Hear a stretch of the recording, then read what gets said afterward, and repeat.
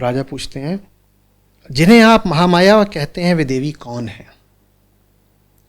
मुनि ने जो अब सामने आख्यान रख दिया है उसमें बताया जा रहा है कि राजा और वैश्य दोनों के दुख के मूल में और दोनों की संभावित मुक्ति के मूल में एक ही हैं, भगवती महामाया। तो फिर स्पष्ट ही है कि राजा की उत्सुकता होगी ये जानने में कि ये महामाया है कौन, इन्होंने ही मुझे फंसाया और यही मुझे मुक्ति देंगी। तो ऋषिवर मुझे बताइए महामाया कौन है। तो अब आगे का जो पूरा ग्रंथ है वो महामाया का वृतांत देगा। समझ में आ रही बात? तो अब राजा ने पूछा मुझे महामाया के बारे में बताइए। तो ऋषि अब इस अध्याय में और जो शेष 12 अध्याय हैं उनमें महामाया का पूरा वृतांत देंगे। और जैसा कि स्पष्ट ही है, ग्रंथ के समापन तक आते आते राजा को और वैश्य को अपने अपने मनवांछित पदार्थों का और स्थितियों का लाभ होगा, हम देखेंगे। जिन्हें आप महामाया कहते हैं वे देवी कौन हैं? ब्राह्मण, उनका आविर्भाव कैसे हुआ? उनके चरित्र कौन कौन हैं? ब्रह्म वेत्ताओं में श्रेष्ठ महर्षि, उन देवी का जैसा प्रभाव हो, जैसा स्वरूप हो और जिस प्रकार प्रादुर्भाव हुआ हो, वो सब मैं आपके मुख से सुनना चाहता हूँ।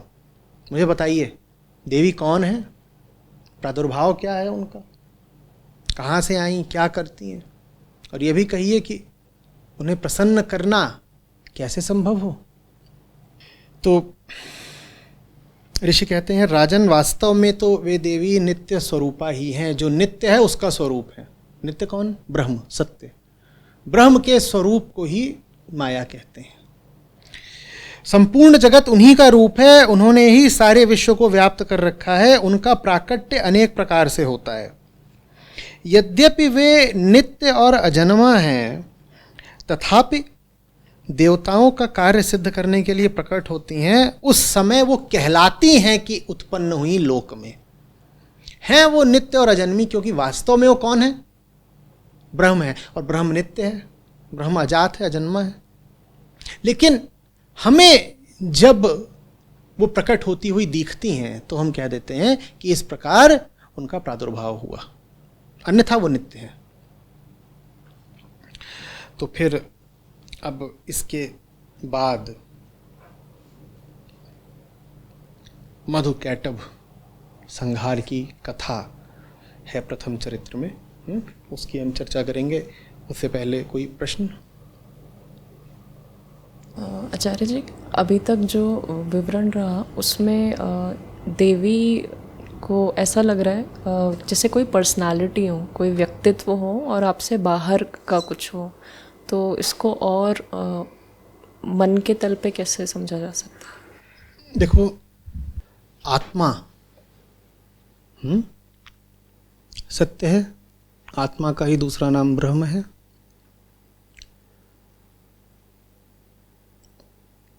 आत्मा को आच्छादित किए हुए बड़े कोश हैं। उपनिषदों में पंचकोश की बात आती है ना, आचार्य शंकर ने भी समझाया है, आप पढ़ चुके हैं।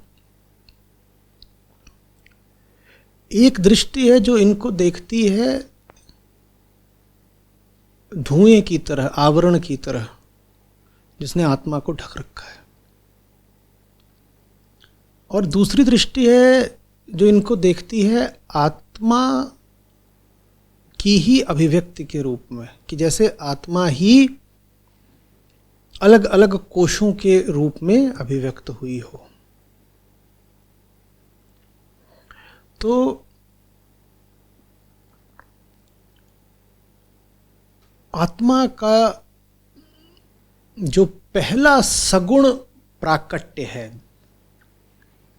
वो देवी है, उन्हीं को महाप्रकृति कहते हैं। देवी, देवी मात्र।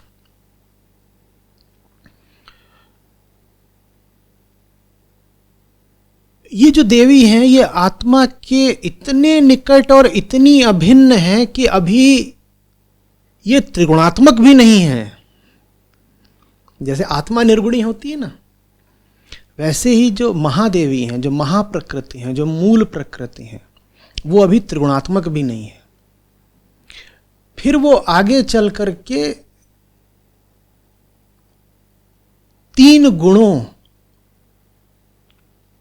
में जैसे विभाजित हो जाती हूं, जैसे अपने 3 रूप दिखाती हूं। 3 फिर वो देवियों के नाम से जानी जाती हैं। तो सतोगुणी सरस्वती हो जाती हैं, रजोगुणी लक्ष्मणी हो जाती हैं और तमोगुणी काली हो जाती हैं।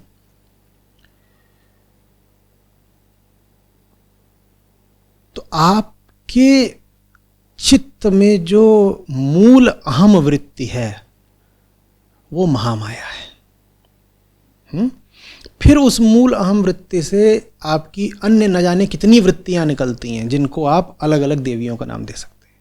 मूल अहम वृत्ति क्या हो गई? महादेवी या महामाया।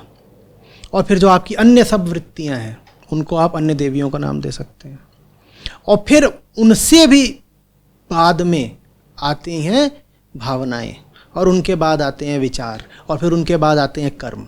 तो ये सब आत्मा के ऊपर के जैसे कोश हो गए, या आत्मा की एक के बाद एक तल की अभिव्यक्तियां हो गई। समझ में आ रही बात?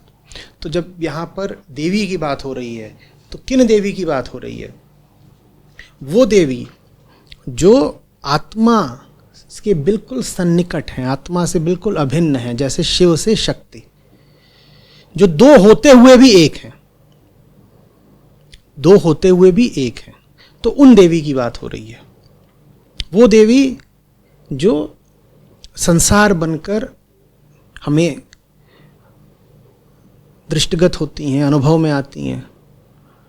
वो देवी जो स्वयं संसार भी हैं और संसार का दृष्टा और अनुभोक्ता भी। मूल वृत्ति को यहां पर महामाया कहा जा रहा है। तो देवी कोई व्यक्ति नहीं है।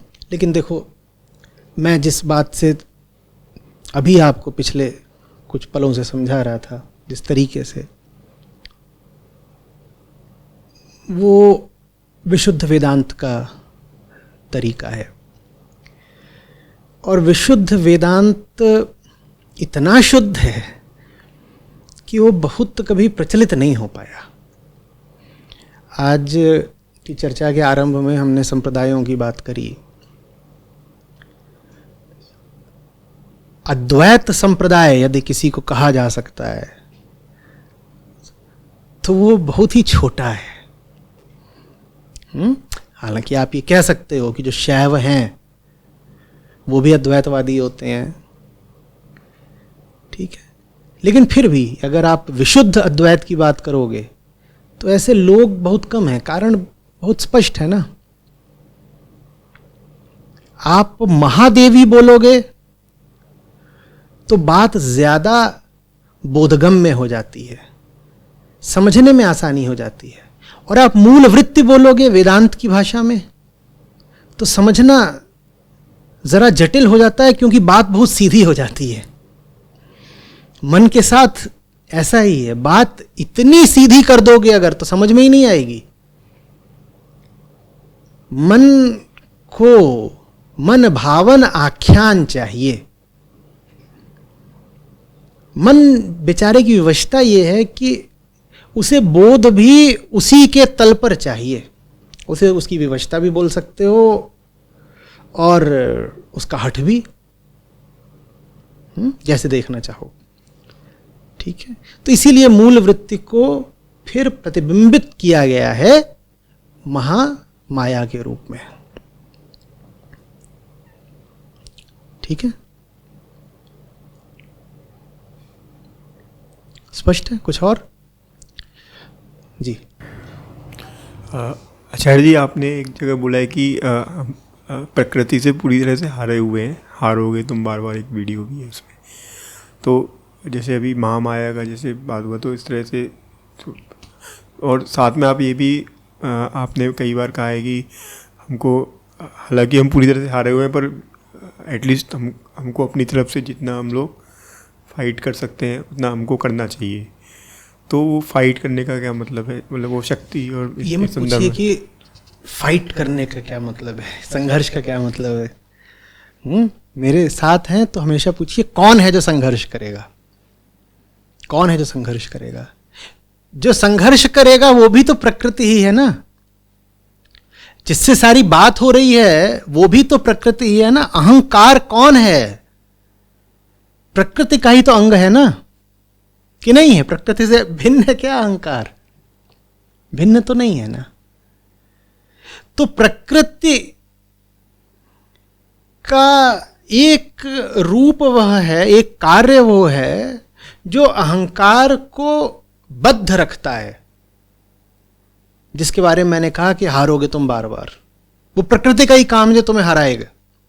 लेकिन प्रकृति का ही अंग होने के नाते, प्रकृति का ही पुत्र होने के नाते, प्रकृति की ही ओर से तुम्हारी मुक्ति के लिए सुविधा और उपाय भी होंगे।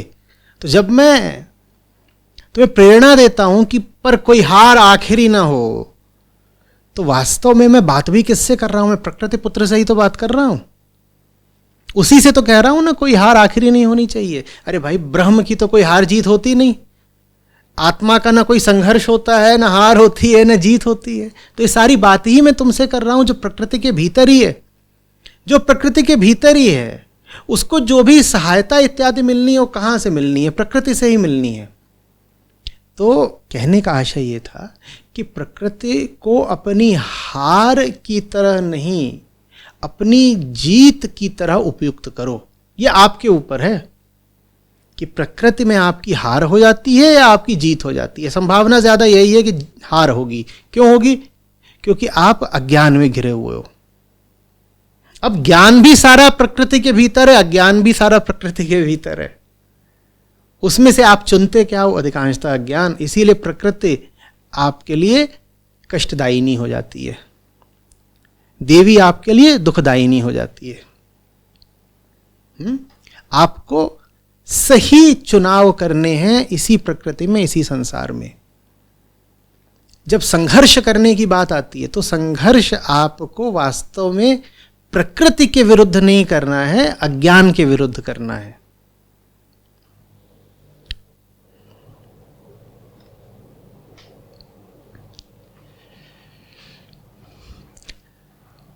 देखिए क्या है प्रकृति? दो छोर हैं। प्रकृति के एक छोर पर है आत्मा। ये कैसे एक रेखा की तरह लो। उसके एक छोर पर है, दूसरे पर है अहंकार। आत्मा क्या है? प्रकृति ही है। अहंकार क्या है? प्रकृति ही है। जो कुछ है वो सब क्या है? प्रकृति ही है। उसी प्रकृति की शुद्धतम अवस्था को, उसी प्रकृति के सत्य को कहते हैं आत्मा, और उसी प्रकृति की बद्ध अवस्था को कहते हैं अहंकार। तो एक ही है, आत्मा और अहंकार भी उस दृष्टि से एक ही हैं। बस उन दोनों के बीच में प्रकृति आ गई है, प्रकृति का पूरा फैलाव आ गया है। आत्मा, अहंकार, बीच में प्रकृति। अब तुम्हारे ऊपर है कि तुम प्रकृति को उस विरोधी की तरह देखते हो जिसने तुम्हें आत्मा से दूर कर दिया। देख सकते हो, बिल्कुल। ये आत्मा, ये मैं, बीच में कौन है? प्रकृति। इसी ने मुझे आत्मा से दूर कर रखा है। या तुम प्रकृति को उस पुल की तरह देखते हो जो तुमको आत्मा से मिलाएगी। ये मैं, ये आत्मा, और बीच में पुल है जिसका नाम है प्रकृति। ये तुम पर है। जैसे देखना हो देख लो।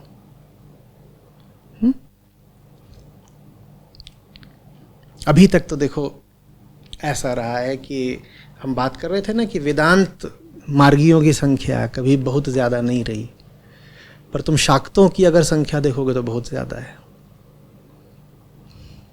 वैष्णवों की संख्या देखोगे तो बहुत ज़्यादा है, शैव भी शिव भक्ति ही करते हैं, उनकी संख्या ही बहुत है। इन सब ने प्रकृति को पुल की तरह देखा है, और वो बात आमतौर पर ज्यादा लाभप्रद रही है।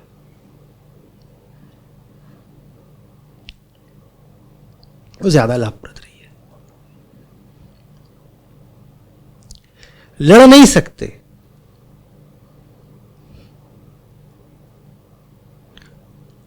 उसको समझकर उसका सही उपयोग कर लो। लड़ोगे तो हारोगे,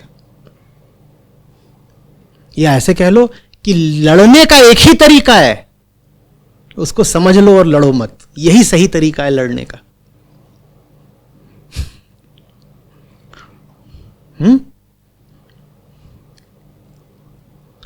अविरोध, नॉन रेजिस्टेंस, विरोध का बड़ा गहरा तरीका है ये।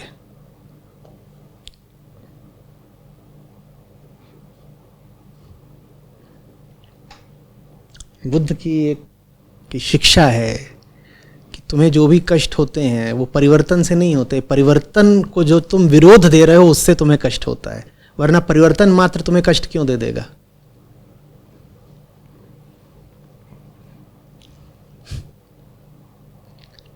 समझ रहे हो?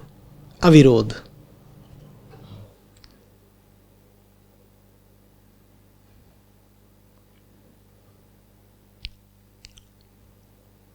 अविरोध माने वो नहीं होता जो बहुत बार लोगों को लग जाता है कि वृत्ति के बहाव में बहने लग गए। ना ना ना ना, वृत्ति का विरोध नहीं किया, इसको अविरोध नहीं कहते। वृत्ति का तो अर्थ ही है वो जो विरोध में ही जीती है। अगर तुमने वृत्ति का विरोध नहीं किया तो तुम विरोध में जी रहे हो, क्योंकि वृत्ति का नाम ही विरोध है, वरना द्वैत कहां से आएगा। व्यक्ति हो और संसार हो और विरोध और संघर्ष ना हो ही नहीं सकता ना। बच्चा पैदा होते ही रोता है, व्यक्ति और संसार में तो लगातार संघर्ष बना ही रहता है। तो वृत्ति के बहाव में स्वयं को बहने देना, जैसे गोइंग विद द फ्लो कहते हैं, वो नहीं है नॉन रेजिस्टेंस या विरोध। वृत्ति को समझ लेना और वृत्ति की विरोधात्मकता में न फंसना अविरोध कहलाता है। तुम जब वृत्ति की विरोधात्मकता में नहीं फंसते वास्तव में, तब तुमने वृत्ति का विरोध किया। तो अविरोध विरोध करने का श्रेष्ठतम तरीका है। कुछ समझ में आ रही है बात?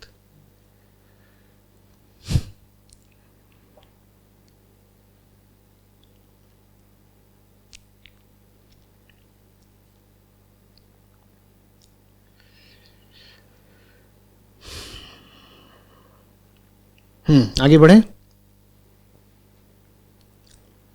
तो सो रहे हैं विष्णु। आप कुछ पूछ रहे थे? तो सो रहे हैं विष्णु।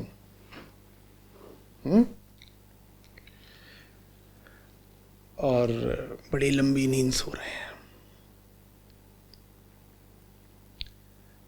तो उनके कानों के मैल से दो असुर पैदा हो गए। कानों के मैल से मधु, कैटब। इन्होंने बड़ा उत्पात मचाया और ये ब्रह्मा को मारने को तत्पर हो गए। बोले मारेंगे ब्रह्मा को। लगे हैं पीछे ब्रह्मा के। ब्रह्मा वहां से भागे कि ये क्या विपत्ति आई। वो विष्णु के पास आए, देखा वो सो रहे हैं। तो ब्रह्मा समझ गए विष्णु नहीं उठेंगे, कोई विशेष बात ही है जो उन्हें सुलाए हुए। विष्णु अपनी योग निद्रा में है। तो तब उन्होंने महामाया का स्तवन किया, स्तुति की, और बोले कि आप से ऊंचा कौन हो सकता है, आप जो स्वयं भगवान को भी सुला सकती हैं, आपकी मैं स्तुति भी कैसे करूं, मैं ऐसा क्या बोलूंगा जो पर्याप्त होगा आपकी प्रशंसा हेतु, कुछ नहीं कह सकता मैं, आपसे ऊंचा कोई नहीं। आप में वो शक्ति है कि आप स्वयं भगवान को भी निद्रा में डाल सकती हैं। तो ऐसा कह करके ब्रह्मा जी ने, ये सारी बातें हम कह चुके हैं कि सांकेतिक हैं, समझना, स्तुति करी महामाया की। तो फिर महामाया विष्णु जी की आंखों से और भौहों से प्रकट होकर के बाहर आई और विष्णु भगवान जग बैठे। जब वो उठ बैठे तो ब्रह्मा जी ने उनको सारा हाल कह सुनाया। जब हाल कह सुनाया तो बोले ठीक है। और फिर कहानी कहती है कि मधुकैटभ से उनका 5000 साल तक युद्ध हुआ और तब भी वो दोनों हारे नहीं,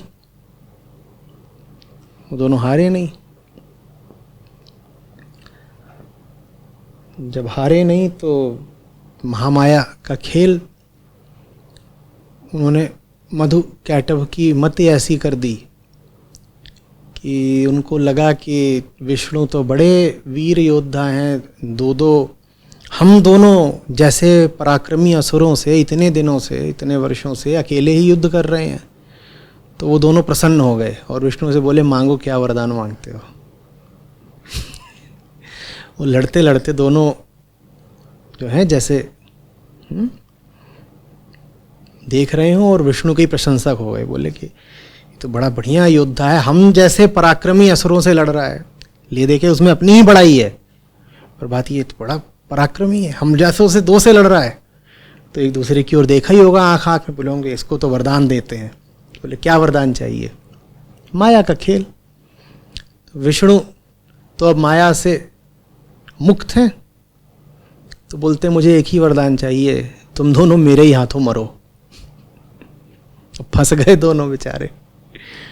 तो फिर से उन्होंने बुद्धि लगाई, पर बुद्धि कितनी चलती है उसके बारे में तो मेधा मुनि में बता ही चुके हैं कि जानवरों से ज़्यादा बुद्धि चलती नहीं किसी की।